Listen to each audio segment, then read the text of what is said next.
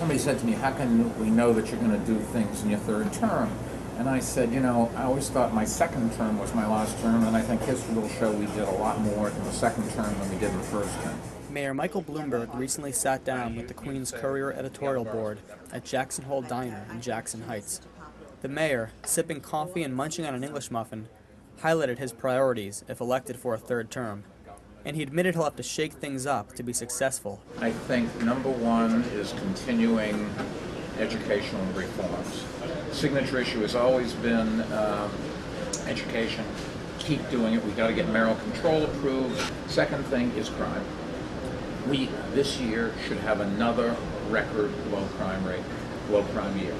Conventional wisdom, crime goes up and the economy goes down. You know, all this park bench wisdom, as I call it, it turns out the bad guys don't read the Wall Street Journal. I'm sorry, they really don't. But we are running 15, 17% overall crime lower than last year. The murder rate is 25% down from last year, which was our second best year, and 10% down from 2 years ago, which was the best. Third thing is job creation and small businesses. Young people want to come here. They love the fact that we're environmentally friendly. They love the fact that we're trying new things. They love the fact that the city is open. The most important thing for our future is that people want to come here. When the economy improves, they'll spend more.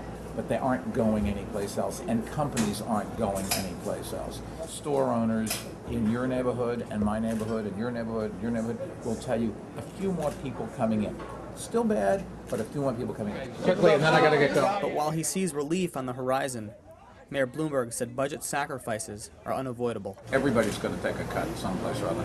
And I remember fighting the battle on closing half a dozen firehouses. Not one firefighter lost their job. Not one neighborhood was left underprotected. As a matter of fact, protection went up because we moved some of them to where the people had moved. If the fire department doesn't have to make some cuts, the police department's not going to stand for cuts. If those two don't get cuts, sanitation's not going to. The teachers are not going to. I mean, the real world is you have to spread the pain a little bit. But Queens Courier publisher Victoria Schneps-Eunice told the mayor that too much of the pain is affecting Queens and its cultural institutions. We in Queens do not have the deep-pocketed board members that we have in the That is correct.